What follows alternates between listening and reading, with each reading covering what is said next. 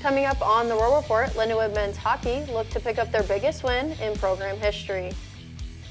And the men's soccer team's success continues against Houston Christian University.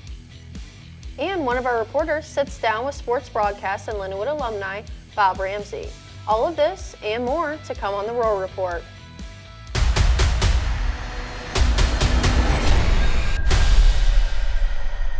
Welcome to the Roll Report. I'm Alex Ruther. And I'm Delaney Willis. Men's hockey made program history last Friday, taking on 5th-ranked Denver Pioneers at the Centene Community Ice Center. Lindenwood, coming off 2 wins on the road, looked to earn their biggest win in program history. The Lions have never hosted a top 5 team, which made this their toughest test on home ice ever. 7 minutes into the second, Lions pressuring in the offensive zone. Giovanni Morno feeds the puck into the crease. Olivier Oud jams it and pushes it through for the opening goal, his first at the collegiate level. Later in the second, Lions down 2-1. Brady Yakish flips it off the ice. Ty Hipkin tips it through the defense and chips it in glove side on Geisel to tie it at 2. Hipkin getting his first of the season. In the third, still tied at 2, Lindenwood stuck in their own zone. Jacob Fletcher wins the puck one-on-one, forehand, backhand, forehand, snipe. He gives the Lions the lead at 2:37 to go. Adam Raisler would add an empty net goal a minute later to seal it as the Lions upset number 5 Denver and split the weekend series. Now turning to men's soccer, it was a thrilling Sunday matchup on the pitch as our Lions took on Houston Christian University at Hunter Stadium. The Lions, with their first loss of the season last week, were eager to get back to bringing home the wins. In the first half, with only 8 minutes in, the Lions found an opening from a great defensive play. Josef Palusha then leads Alander Soares down the left with a beautiful pass. Soares made no hesitation as he buried it in the back of the net to make it 1-0. Middle through the second half, Houston Christian was able to find the equalizer, making it 1-1. However, late in the second, Ethan Blake rushed up the right side of the field, dropped it off to Mateo Lande, and Lande hits a beautiful shot into the back of the net for a final score of 2-1.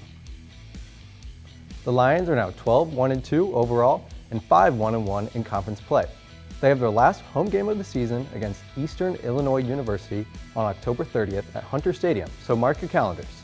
While the Lindenwood Lions football team was not able to hold out against the best rushing team in the OVC, they were able to show some strength on the offensive side, which will be valuable as they head into their homecoming game. With only 4 minutes to play in the first, Nate Glantz with a pump fake, which leaves 1, 2, 3, 4 Lions open, and Jared Rose shows up his true athleticism with a 35-yard catch home, made possible by a few great blocks on the way there. And a little celebration never hurt anyone, right? In the third, Nate Glantz throws a dime pass and Jalen Smith is able to hold on to it and get the touchdown for the Lions. Moving into the fourth, take a look at this. Senior offensive lineman Gavin Hullett, that's right, O-lineman, stays wide and it pays off as Nate Glantz is able to find him for the 1-yard touchdown pass. We will take another look at that. 3 men wide open allows Lindenwood to add 6 more to the scoreboard. Despite some strong offensive plays, Lindenwood falls to Tennessee Tech 52-28. Tennessee Tech remains at the top of the OVC headed into week 9 of play. Number 2, UT Martin will sit and watch as they have a bye week. Gardner Webb and Lindenwood will fight for the 3 spot this Saturday at 2 p.m. at Hunter Stadium. Southeast Missouri State University rounding out the top 5. Up next on the Roll Report, we'll preview the Lindenwood women's soccer's upcoming matchup on the road against the Little Rock Trojans. We'll also look ahead to the men's ACHA ice hockey upcoming series against some local rivals, and we'll highlight the play of the week.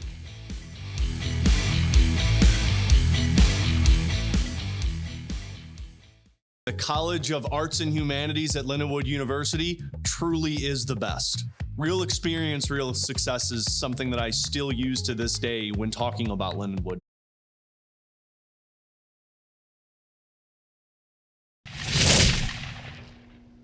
Welcome back to the Roll Report. The Lindenwood women's soccer team is coming off a late 2-1 comeback win against the University of Southern Indiana, looking to continue their 3-game win streak against Little Rock, who is currently tied with Tennessee Tech for the number 1 seed. The Lions last faced the Trojans in last year's OVC semifinals, where they got the 1-0 win, knocking Little Rock out of the tournament. The Lions look to continue their win streak on the road before the Lions begin their defense of the OVC title in 2 weeks. After a commanding 3-0 run at last year's Maryville Showcase, the Lindenwood ACHA men's ice hockey team returns to Chesterfield ready to defend its dominance. In 2024, the Lions put together one of their most competitive weekends of hockey, outscoring opponents 24-7 across 3 games. The Lions outshot their opponents in every contest, proving they could control the pace from puck drop to final horn. As this year's Maryville Showcase approaches, the Lindenwood Lions are looking to carry some of that momentum into this year. Lindenwood will once again face off against a competitive lineup of teams, including Arkansas, Maryville, and Mizzou. Lindenwood is undefeated this season and is coming in off a weekend sweep against UT Tampa from the Southeast Division. The puck drops on Thursday at 8:30 as Lindenwood aims to repeat last year's perfect showcase weekend. Now our play of the week is brought to you by Jacob Fletcher of the LU men's ice hockey team. Fletcher scored a beautiful goal against Denver Friday night, helping the Lions with their biggest win in program history. This was Fletcher's second goal of the season and is in highlight reel fashion as he zips it past the goalie. Emily, you got to sit down with Lindenwood alum who works in sports. Tell me about that interview. Yes, earlier this week I had the opportunity to sit down with Bob Ramsey, a Lindenwood Hall of Famer and alumni who has had a career in sports, and talk to him a little bit about his time at Lindenwood and his career. Well, that sounds great. Stay with us and we'll check out the interview after the break.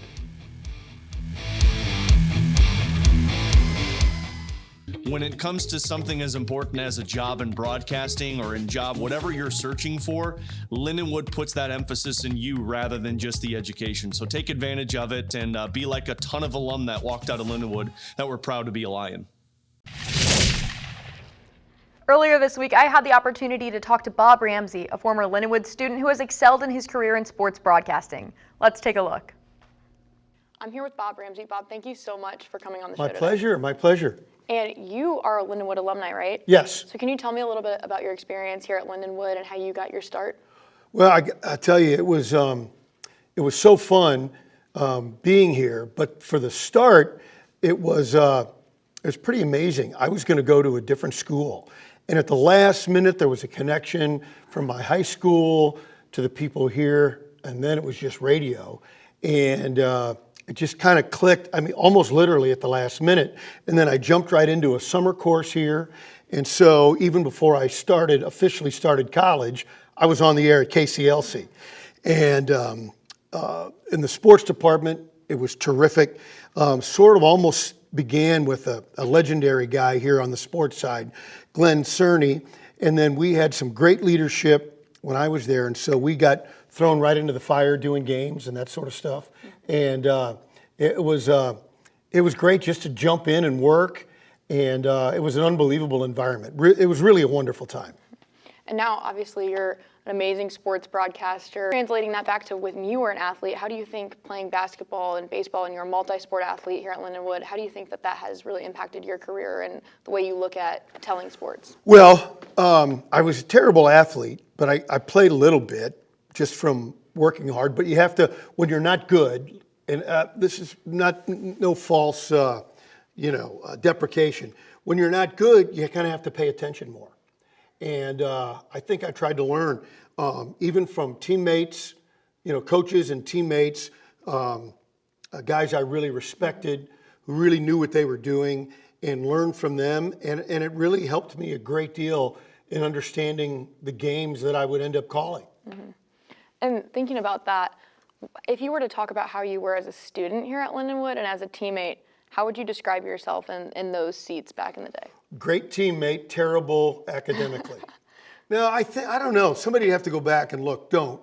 I was a B student. Mm-hmm. I was okay. Mm-hmm. I kind of took the path of least resistance, getting through the academic world. And but I love playing sports.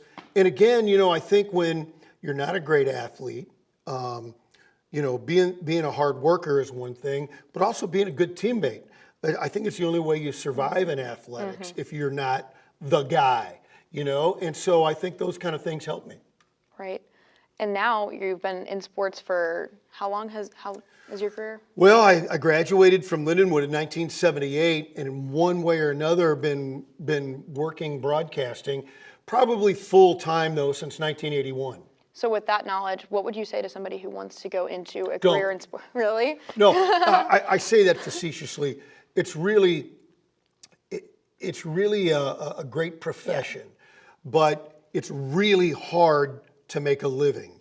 And with the world changing, and in the world of podcasting and the digital world that's kind of beyond those of us who came up analog and all those sorts of things, it's really a different world. But if you can carve a niche, it can still be a really terrific, rewarding experience. But it's very hard. Do you have any, funny moments or highlights of your career as you think back from even your times at KCLC all the way moving forward to where you're at today? Well, it's funny, going back to the analog thing, and we do out in St. Charles County out here, the Gateway Athletic Conference, and sometimes your work situations at games are not the best. I remember not having a phone line at Wentzville one time and having to call a game off a payphone in the lobby, looking through the doors to figure that out. Similarly, one of my early jobs was at Monmouth College in Illinois, in Monmouth, Illinois. And our producer had forgotten to order us a phone line and a seat in the press box, a tiny, tiny press box. So we had a little, you wouldn't believe it if you saw it now. It looks like it's prehistoric, but tube type little mixer. And I had to hang it out of the press box window and plug into that, and that plugged into a payphone in their press box to do the Monmouth Ripon game. And so just things like that along the way are, in the moment, are pretty crazy, sometimes scary, but once you get through it, it gives you the kind of experience you need to not get flustered when things aren't going great. And last question, what keeps you loving doing what you do, and why do you think you're so passionate about sports? That's really a great question. I say a great question because I'm not sure I know the answer. You go through stages as a kid. As a child, I wanted to be a baseball player, and then I wasn't good enough, and then I thought about coaching. Anyway, I ended up probably by freshman year of high school trying to focus on broadcasting. And I think for me, it's the closest I can get to playing, to be able to see the field, try and feel the energy, and then knowing that my job is not to perform, to throw the touchdown pass or to get a big hit or make a big basket, but to convey the energy and the emotion of what's happening on the field or court to the listener or viewer. And if I can do that, then that makes it successful as opposed to being the guy throwing the touchdown pass. And following up on that, I think that it is so important that you were an athlete and you do understand, the emotion that's going through their heads, because when you're calling the game, do you think that makes you able to understand the emotions that they're having and get that across to the listener as well when you have the energy behind your voice and you know what's going through their heads and you understand the tension of a moment? I think there certainly is appreciation, especially at the college level. At the pro level, I was really fortunate to be a fill-in guy for the Cardinals for a number of years and have done other sports, But I think at the amateur level, even though college athletes, many are getting paid now, but still having a feel that these aren't full-time professionals and that when you talk about the emotion of the game, it really matters. And I think those kind of things and having a feel for that, I think absolutely helps in kind of conveying to the audience what's happening. Thank you so much for coming on today, and let's make sure that we tune in and listen to Lions football on 89.1 KCLC, especially with those road games, so we can hear Bob Ramsey. Absolutely. Thank you. That's it for the Roll Report. Thank you for joining us. And as always, Go Lions.